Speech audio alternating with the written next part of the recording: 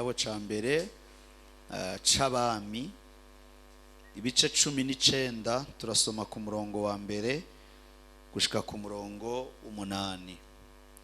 Igitabo ca mbere c'abami ibice 19 ku murongo wa mbere gushika ku murongo 8. Ndabibutse urashobora gukoresha telefone yawe kuraba Bibiliya, ariko ntikakubera intanduruko yo kuja mu zindi Bibiliya zidaharurwa mu ishengero.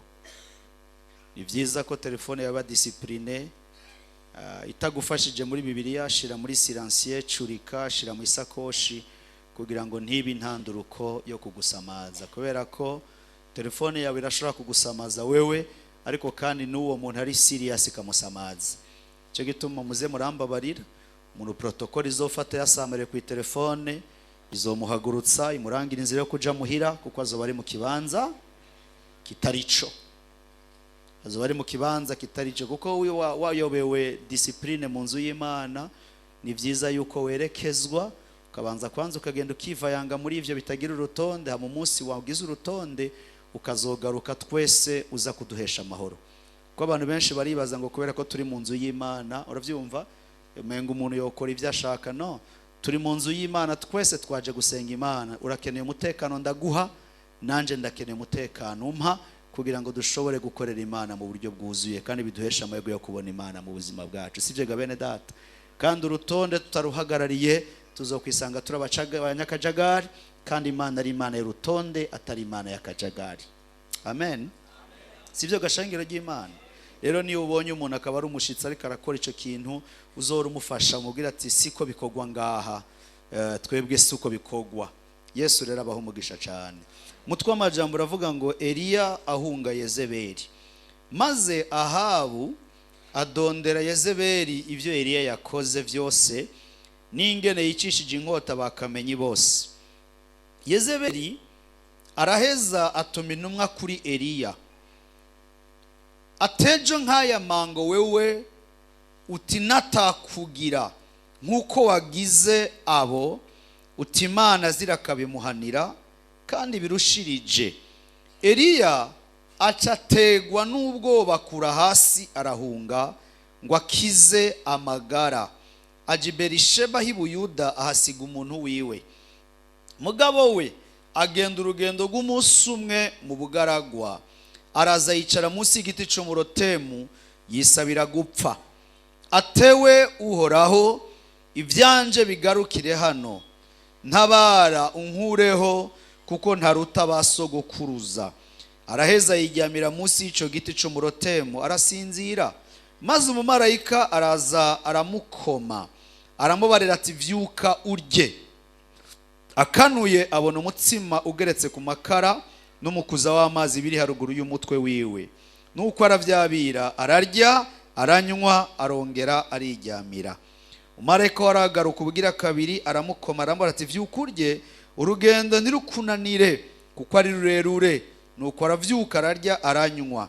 Izo ndya azigendera iminsi 40 n'amajoro 40, ashika i Horebu ku musozi w'Imana. Mariko 5:3-5. Mariko 5:3-5. Mariko 5:3-5.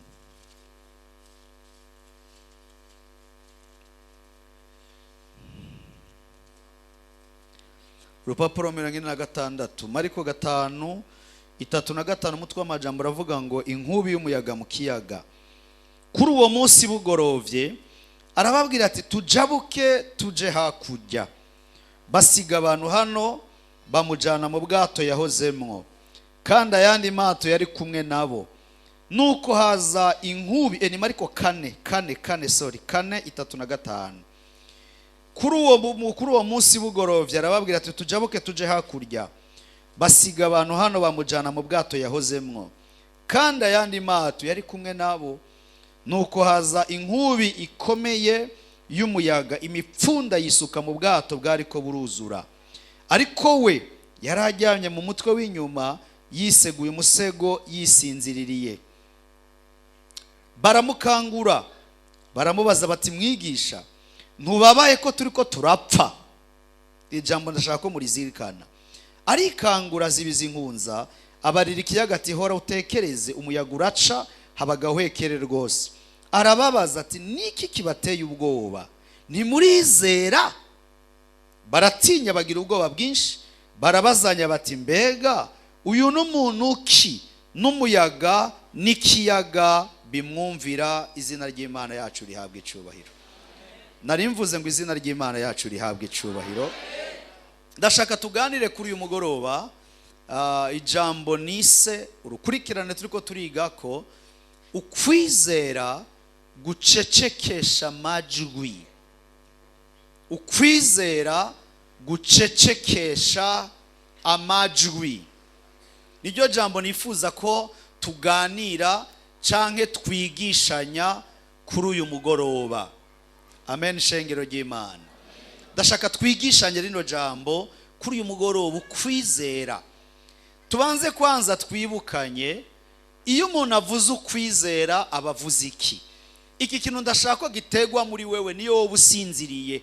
Wibuke definition y'ukwizera, apana kuyimenya uyigire mu buzima bw'iwawe. Mu bisanzwe ukwizera ni ukumenya rwose kuba mu mutima w'umuntu, kukamushoboza gutahura neza ko Imana iriho, number 1, ko Imana imuzi kandi ko Imana imubona. Kumenya neza. Usomye Abaheburayo 11 ku murongo wa mbere kageza ku murongo wa 3 haravuga ngo ukwizera n'ukumenya rwose ivyizigigwa udakekeranya ngo ntibizoba, kandi bitabonwa nivyo bitumenyesha ko ari ivy'ukuri. Izina ry'Imana yacu rihabwa icubahiro. Urumva ko ijambo rivuga ngo ukwizera n'ukumenya rwose. Mu yindi mvugo, ukwizera ni ubumenyi. Ugerageje kuraba iri jambo ryitwa ubumenyi mu mvugo y'Igiheburayo riva mu ijambo ryitwa ginosko. Ginosko niyo havamo ijambo ryitwa revelation canke guhishurirwa. Mu mvugo yumvikana guhishurirwa bisigura ubumenyi bwuzuye burungikwa na mpwemu yera mu mpwemu y'umuntu, bukaza bwuzuye umuntu atabanje kubwiga. Ubumenyi bwuzuye burungikwa na mpwemu yera mu mpwemu y'umuntu, umuntu atabanje kubwiga, nico bita revelation. Le mot revelation bisigura connaissance. Naco gituma rero iri jambo revelation niryo rivamo ijambo kwizera. Uriravye neza mu gitabo c'Abaheburayo aravuga ngo kwizera n'ukumenya rwose, n'ukumenya vyimbitse, ugatahura neza ko Imana iriho. Usomye neza Abaheburayo 11 ku murongo wa 6 haravuga ngo umuntu wese atizera ntibishoboka ko ahimbara Imana, ariko uwegera Imana wese akwiye kubanza kumenya ko Imana iriho igahimpera abayirondera. Semene ya mina. Bisigura ngo kwizera ni ubumenyi, ni ukumenya neza ko Imana iriho. Kuko iyo umaze kumenya neza ko Imana iriho, bica biguhesha amahirwe yo kwinjira mu bwimbike bwo kumenya icyo Imana ishoboye mu buzima bw'iwawe. Iyo umaze kumenya ko Imana iriho, ucumenya n'icyo Imana ishoboye. Iyo umaze kumenya icyo Imana ishoboye, ugerageje kuraba mu masituwasiyo atandukanye mu buzima, urashobora guhagarura gatuza kandi bigushinyikiye amenyo bihari, kubera ko uri sure niyo vyoshinyika amenyo ntibizogushikira, kuko Imana irakuzitiriye imbere yuko bigushikira.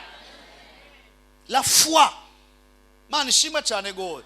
Kumenya ko Imana iriho bigushoboza kumenya icyo ishoboye.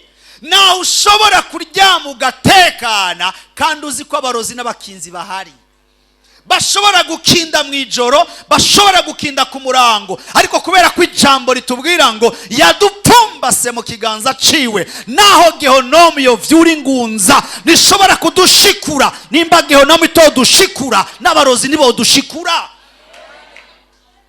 Kwizera, kumenya icyo Imana iri, kugushoboza gutahura n'icyo Imana ishoboye.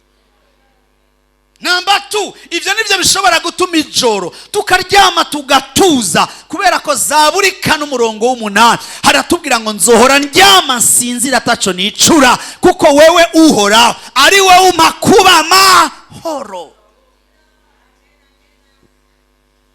Naco gituma reka ndababwiza ukuri, kudahungabana si ingaruka y'ibidahungabanya vyabuze.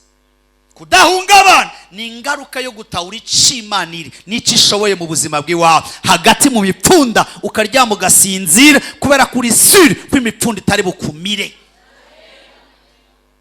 Wamvugiye amina gatoya? Turi kumwe gashengero ry'Imana.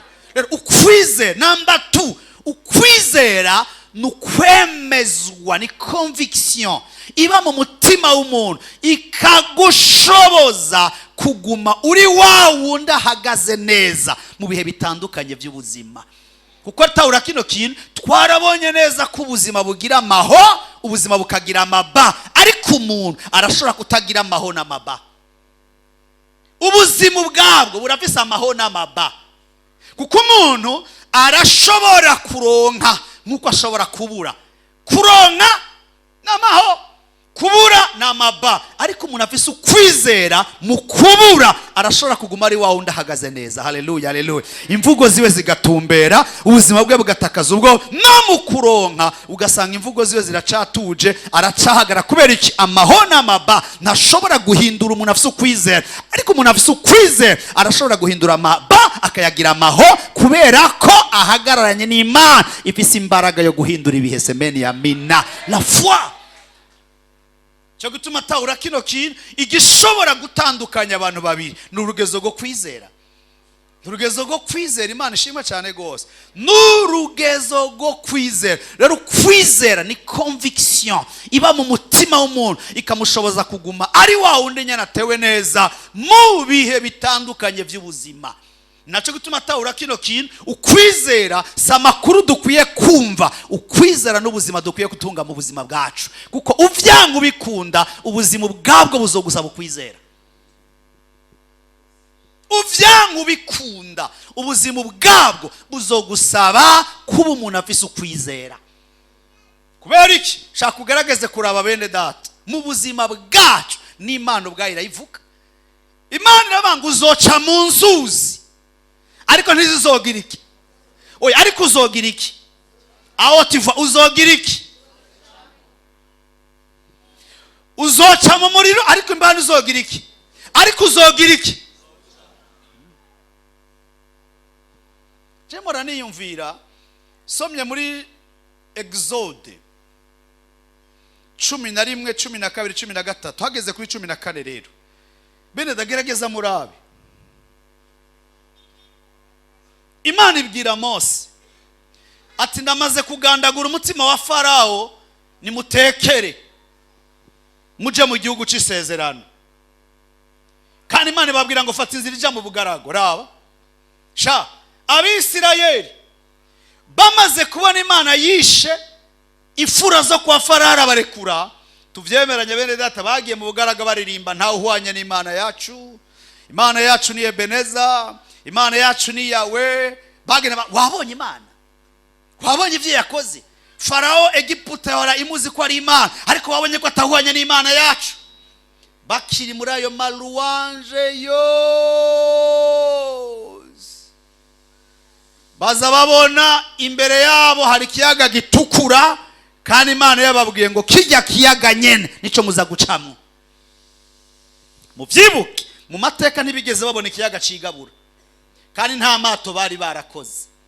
Ya maruanje yose za ntahe zose fye baca bahindukira Mose ati muri Egiputa ntamva zari zihari. Kubera iki? Bibagiye ko iyabanye nabo igakuraho intambamyi za Farao ari Imana ivyagiye hagati muri bo, itabura uko ibigenza, ifise inzira zirenga ibihumbi. Semeni ya mina. Baravyibagira batangura guca imiragwe kuri Mose.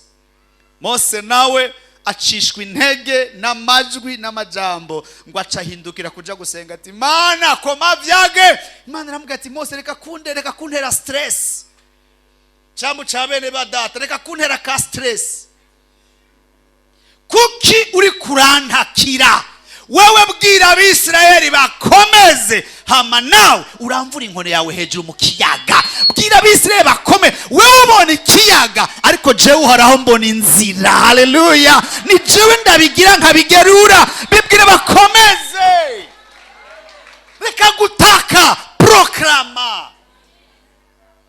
Haleluya! Haleluya!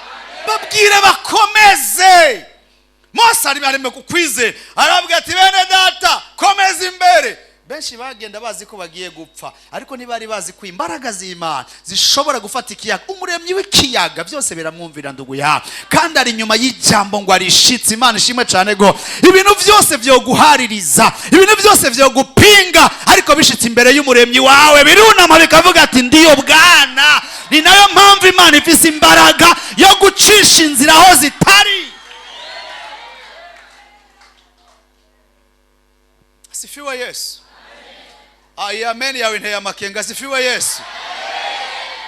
Muri no minsi narizi ikintu gikomeza ubuzima bw'iwanje.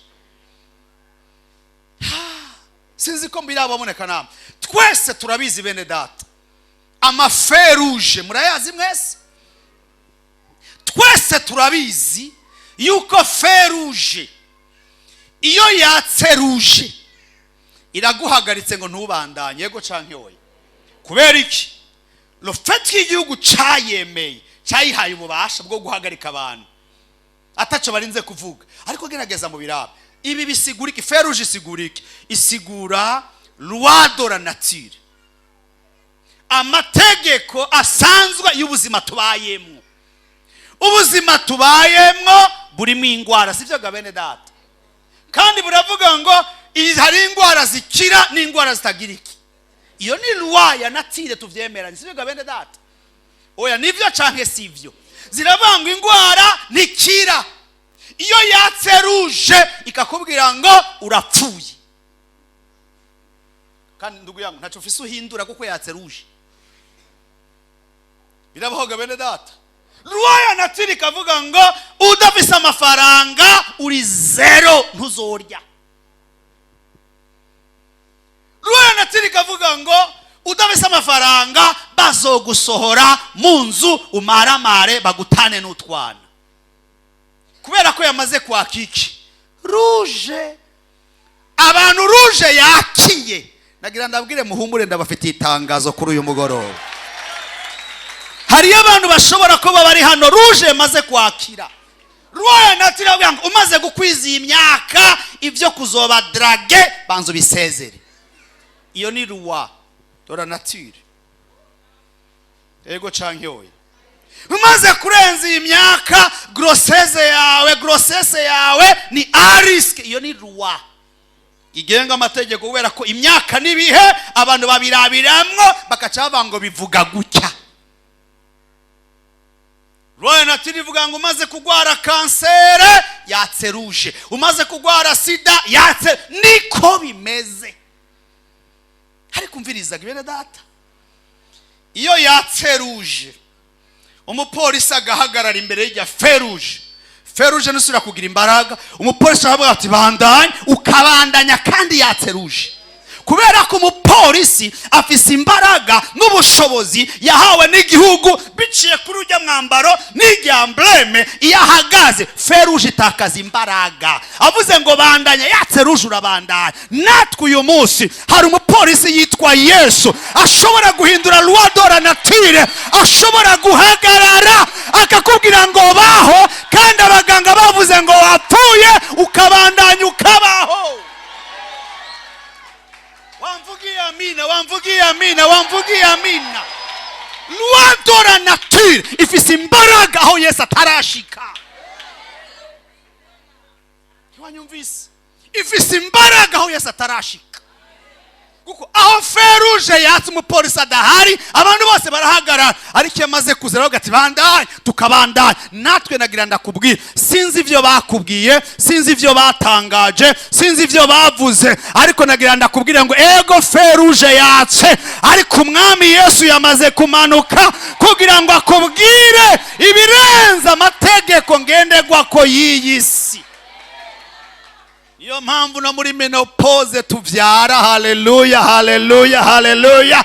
Kubera ko umwami arengana ibihe yamaze kukubwira ngo bandanya malgré ko rouge yatse. Ayo amen irikiranjagatu, amen irikiranjagatu. Loi de la nature. Sinzi ivyo bakubwiye. Sinzi ivyo bakubwiye. Sinzi ivyo bakubwiye. Kuziko n'amakuru isirefisi. Ariko nagira ndakubwire ngo même si imaze kukwakiriza rouge ivuga ngo nta byizigiro, stop, ntufise dura yo gukomeza. Ariko nagira ndakubwire même si veri tokwaka, polisi ahagaze acika veri, kandi ico gihe nta usubira avuze ngo bandanye, nta usubira guharira. Muramaze kubona uwahaririye gabene data, muramaze kubona umwitwari na president ntasubiza, kubera ko ubutegetsi n'ububasha reka rakoresha abukoresha mu izina ryiwe. Natwe niyo mpamvu Yesu amaze guhaguruka ivyaremwe byose biramwumvira, ntawo mubaza ngo ibi wakoze nibiki, aravuga ngo ico nakoze nagikoze, ico nanditse nacanditse, kuko ari wafise ubugingo bwa mu kiganza. Nashaka ntangariza abantu rouge yakiyeko, simpaka veri tangure kwaka. Umwami w'ubwiza amaze guhaguruka, yakubwiye ngo bandanya semeni ya mina, semeni ya mina. Reka ndakwereka amateka. Mwese ntimuzi Rahabu. Rahabu maraya.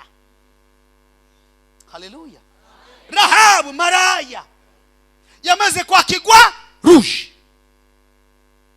Maraya bose ntaco bazovamo.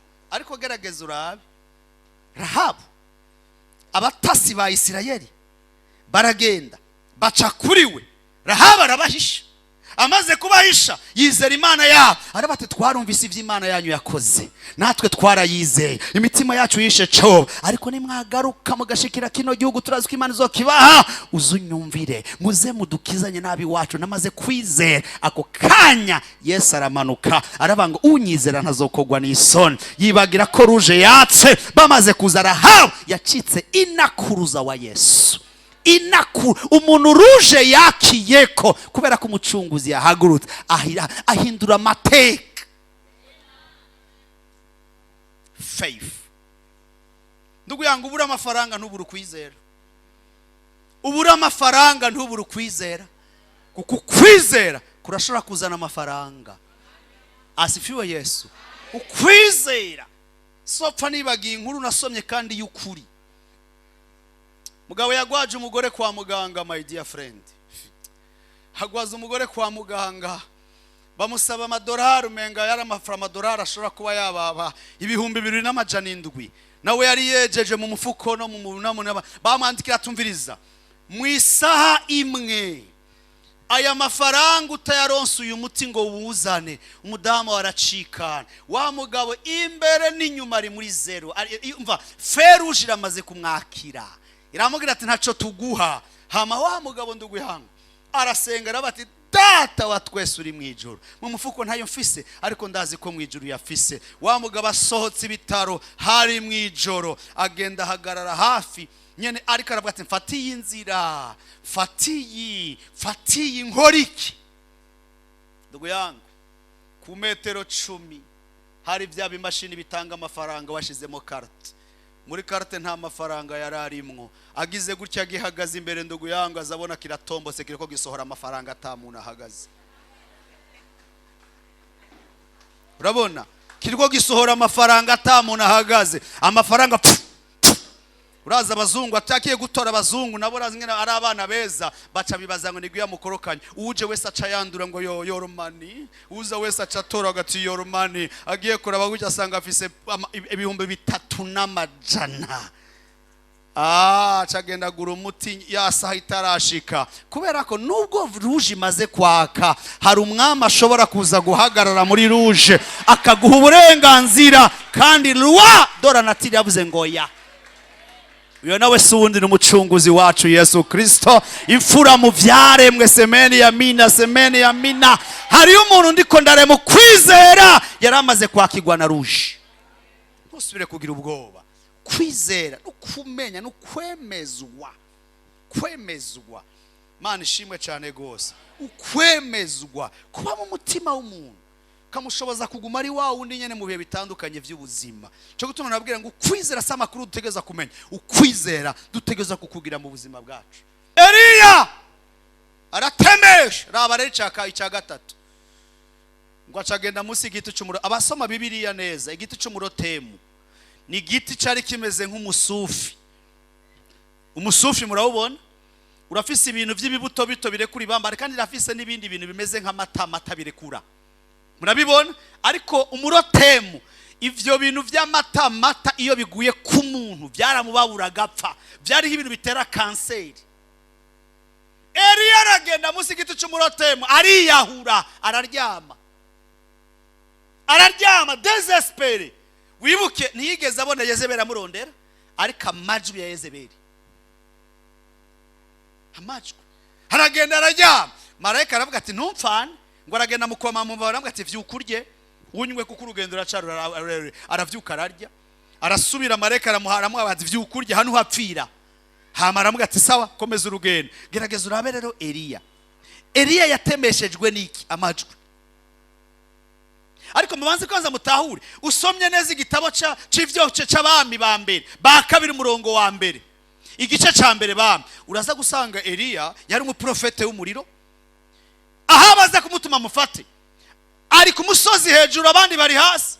Abasirikare 51 baramugira ngo Eliya muvugishwa n'Imana, umwami arakudutumye. Eliya arabangwa asangwa ndumuvugishwa w'Imana. Umuriro nuve mu ijuru bayigazanye n'izo ngabo zawe, umuriro ako kanyura mano. Ariko amajwi y'umugore yarashoboye kumwirukansa murazima mirimo, agenda ibirometero n'ibirometero. Ahantu umuntu ashobora kugenda ijoro n'umurango iminsi 40, urumva ibirometero uko ari bingahe? Kubera iki? Amajwi atuma umuntu abona urupfu mu gishingo cyo kubona gutabagwa. Hari abantu muri mwebwe bazi ko babaroze kandi atamunigeze bakorerako kubera amajwi. Hello, gira guca ndakubwira ijambo. Listen to me church, ubanza uvyumve neza. Si kubera kusenga ibintu byose bitegeza gukundira mu mwanya umwe. Kurya atamuntu ashobora kuvuka umunsi umwe acarara hejeje amashuri, niko udashobora gusenga umunsi umwe ngo ucurara uronse inzu. Hari ibintu bidakunda kubera ko dusenga, hari ibintu bikunda kubera ko umwanya wavyo wageze. Tuko pamoja watu wa Mungu, kuko n'Imana ubwayo uzosanga ikorana n'umwanya. Allo gira gutya. Mbega hari umuntu yigera yigisha uruhinja kuvuga? Oya, ni autivu. Hari umuntu yigisha uruhinja kuvuga? Ruvugishwa niki? N'umwanya wo kuvuga wagize iki? None ubutanguye gufata uruhinja rugifise amezi 4 ugatangura gufata mu kanwa vuga uyo mwana azovuka imisaki ifise. Ariko hariyo programa y'Imana yapanze, hageze gatangura mama. Sinzi ko rutangura kuri mama canke baba, rutangura mama papa. Turahiriwe gwere. Papa yavuye he? Nirangaje yazanywe n'umwanya. Nawe umwanya wani wagera, ibitangaza bizoguhamagara. Ndaje. Uvuye he? Mvuye muri monde invisible, nje muri monde visible. Imana yanshize mu nzira yawe, duhure kugira ngo unezererwe Imana, kuko igihe cawe cageze. Nico gituma umuntu afise ukwizera guhamba, agwana n'ibihe mu kurindira. Kuba umugabo wataraza nibisigura ko adahari, arahari, ari somewhere. Kuba umugore wataraza nibisigura ko adahari, impinga wazimaze kuba prophet mbonera ari ryari nawe ntavyazi. Nkunda Yesu ujya mugabo ni danje. Abigishwa bakunda bagafanya mbiyo. Impamvu abantu bari kirimo ba prophet nuko babuze patience. Yesu araza ngo mwigisha, iki nico giye kugarukana ingoma y'Abisirayeli. Yesu arabwira ati tetwa, si byanje kumenya igihe n'umwanya data yashinze, nibanga ryiwe, na wewe si ibyawe kumenya hazozanana n'ingene bizogenda, nibanga ryiwe. Mwubahe, mwumireko, murindire. Ivyo udafise arabifise, ivyo utabona arabibona, ivyo utazi arabizi, ivyo udashoboye arabishoboye. Igihe nicagera azobihishura abishire mu nzira yawe. Ivyo rero bigutera imbaraga, nibigiye birekure bigende. Ngo urabona ngo akazi narinda karonse, ngo aca hasokoro ku muntu acavyisha vyose. Oya, ntiyavyisha vyose, ntikari gwawe, kuko gwawe niyo bokica data azokazura. Hono gasanga barababaze ngo urabona ngo jengerageje kurabura urupango rurarozwe, none ruhumanure. Rurarozwe ruhumanure. None twebwe ntidufite ubushobozi bwaziye Kristo muri twebwe. Ndugu yangu, hari ibintu bidakunda kubera ko wasenze cyane, hari ibintu bikunda kubera ko umwanya wavyo wageze. Abantu ntibareke kukubesha ndugu yangu. Même les prophètes bashobora kugurura ivyo Satani yugaye, ntibashobora kugurura ivyo Imana yugaye. None si Imana bango nije nugara ntiyagira umuntu agira iki? Oya, ndavyumveje ntiyagira umuntu agira iki? Ni najewe nugura ntiyagira umuntu agira iki? None ugo rufunguzo yaruhaye jewe. Burya nanje nimba ivyo nsengera bikuguruka, nuko igihe cyavyo cageze. Naze gusengera abantu benshi bagakira kubera ko Imana ageze ko bakira, ariko hari nabo nasengeye bagapfa kandi nta mwikomeneshira mu mutima. Pabajije Kayitare, pasteur w'impumyi yo mu Rwanda, baramubaza yumvise ahantu hapfuye umuntu ati jengeye kumusengera azuki. Yambwiye ati ariko Kayitare wewe, Kayitare bitaramutse bikunze na hazuki, ati birabiraba ntabandanya fe nije naye namwishe ubwa mbere, ati bazomfunga canke bazomera basikwera ko nabigerageje. Ndugu yangu, hari ibintu bikunda kubera umwanya. Hari abantu muri mwebwe Imana izohezagira, uyu munsi ugeze muri 60 ntacu urabona, ariko dans 2 ans Imana ishobora kukugurura ibitangaza. Imyaka isigaye ukabaho uri umuntu afise amahoro n'ubuzima, ukazosanga biwanyu. Ndugu yangu, wararuhutse imiruho y'imyaka yose wamaze mwisi. Ariko impamvu turiko turaruha nuko dushaka kubibona kanya gato. Amajene arabarembeje, stoma zigira ziturike kubera iki murashaka kuvyegeza ino. Jene sigiturire muhimana ikora ku mwanya wayo. Oh, igasubiza ikora ku mwanya wayo. Hallelujah. Oh, ikora ku mwanya wayo.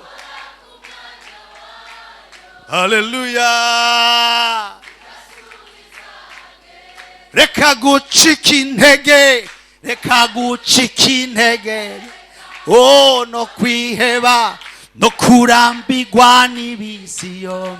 Kuba ayo igihe bavuze ko gisho, oh, aho ni Imana ivuga igasubiza. Reka gucika intege, reka gucika intege, reka no kwiheba, no kurambirwa n'imisiyo. Kuba igihe bavuza ko gishoboka, ubwo nibwo Imana ivuga. Aiwe, oh, Imana nihutira, Imana nihutira, inaceregwa, ikora ku mwanya wayo, igasubiza, ikora ku mwanya wayo. Hallelujah. Ihamashi ikora ku mwanya wayo. Hallelujah.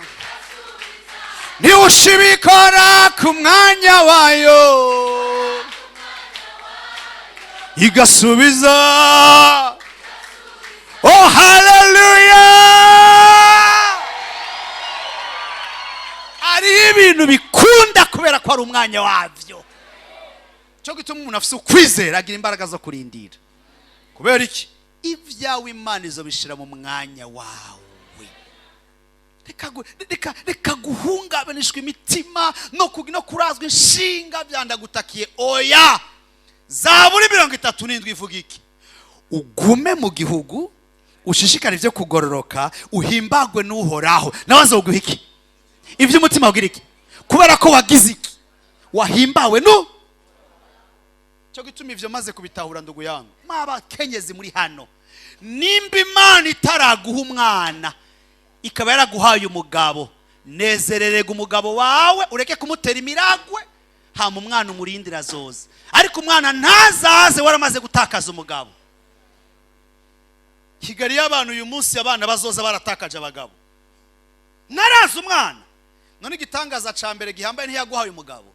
Ndugu yangu, fatana nawe bradesu. Mwambie wenjo wangu wa kuzikana na kuishi pamoja. Twende tukure broshete tufurahie Mungu. Hamu yo mwana hari gihamera nka mpwemu yera azaha amahoro ari. Urumva je Imana niramo umugabo ariko yaraguhaye akazi. Urahembwa waguze ferme n'agasakoshi gasa. Hama dimanche tukubona ati uwishuwe ni jewe mu izina ryaye. Hamunezerererwa Imana bizoza. Ariko ikintu kimwe cyaratuma uvyimba, n'isura yarahindutse kubera kuvyimba usiga ofisa amabinga. Amahereza zoba ya. Ugumari.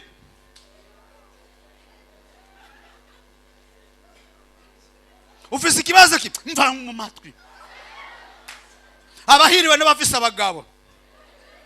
Ubona amabinga atazoza none. None sporo yose ntiyongereza inyama. Sporo yose ntiyongereza inyama. Abaterura ivyuma inyama iza he?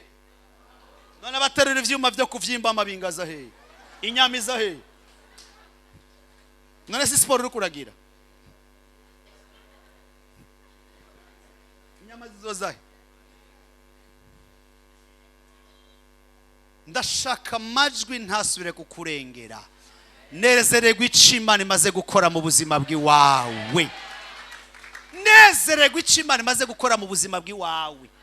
Dukugira ngo Imana yaraguhaye abana.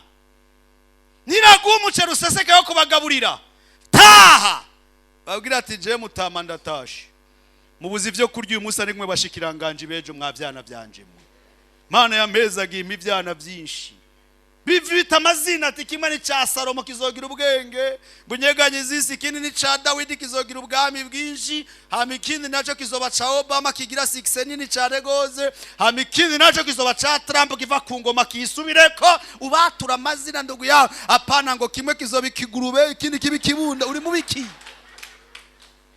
ivyo kurya ubibuza uyu munsi. Ariko hari gitangaza Imana kirategurira ubuzima bw'iwawe kugira ngo uzoronke n'umusesekara bireme. Azifiwe Yesu. Je umuntu azosubira kwiganyira uyu munsi uzoba wararozwe. Ndakurahi. Je niko ndavyumva mu isi imwe muzoba wararozwe. Shida ya nini? Urabona jewe nta kazi mfize. Subiramo nta kazi. Ariko manu zirakoragurika. Amavuta urisiga. Agahuzu kambara.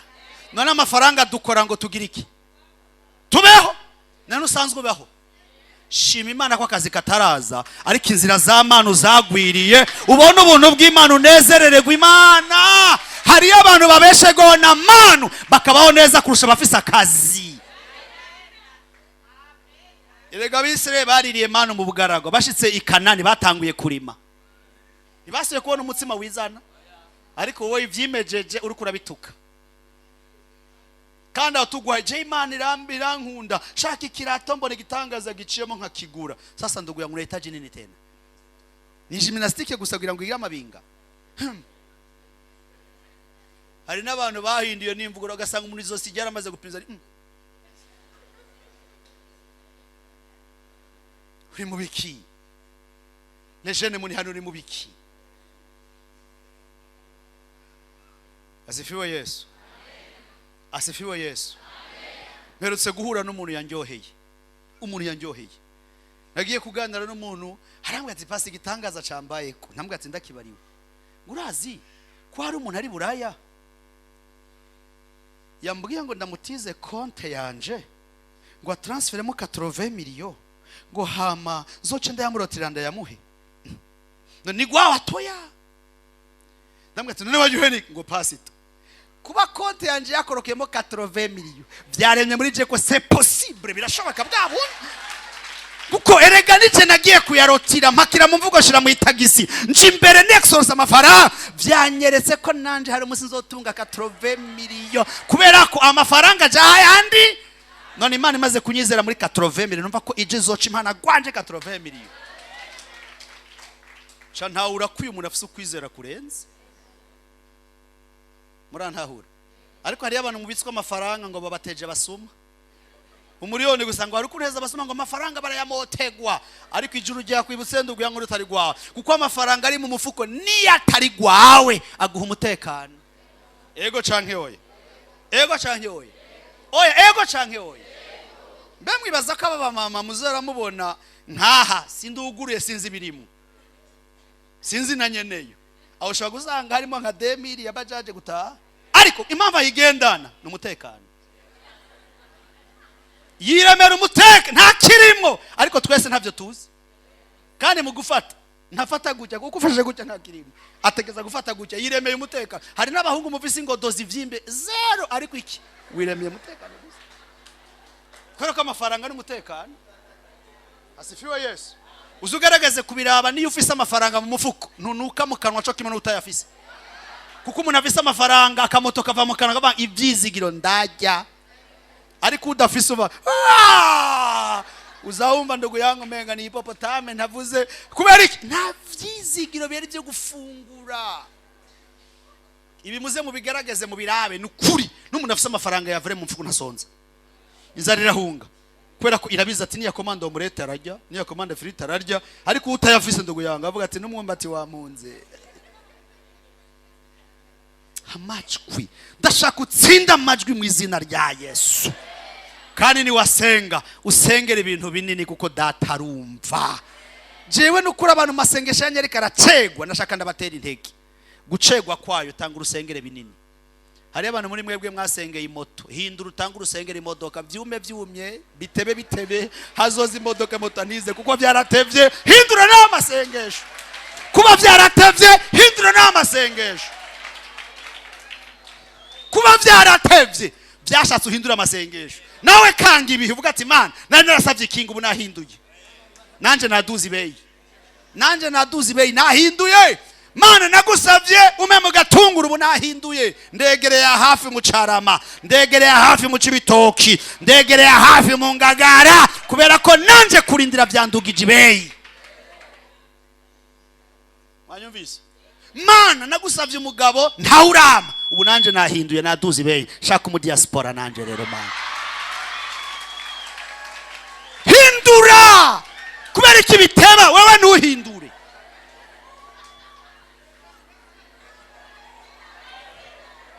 wamvugiye amina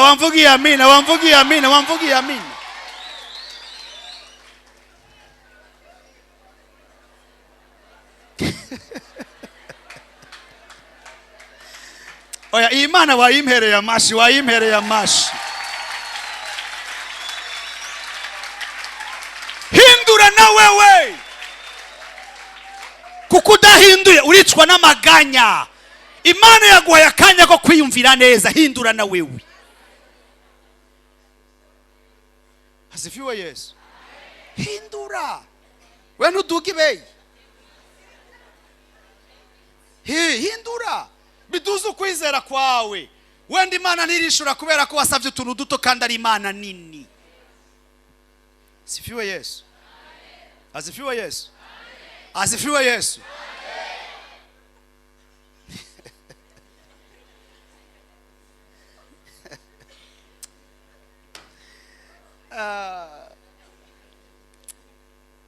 none mvuga iki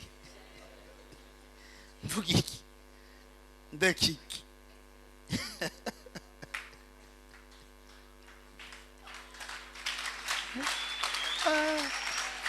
ndekiki tega amajwi, zamura ukwizera kwawe. Ivyo ibihe bitakwereka wewe tangura ubibone mu izina rya Yesu. Byatevye nawe hindura amasengesho. Pwente urabona mana byage biragaruka, ninarongora nzoca nja kuba mu marambya ndugu yangu. Itike yo marambya yonyene nizo gukuramo iyo kotse. Siniga hanone izo gukuramo iyo kotsa.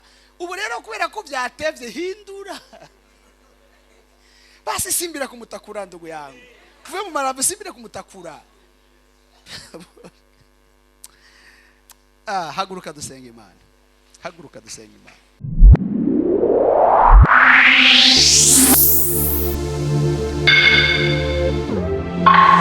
Irembo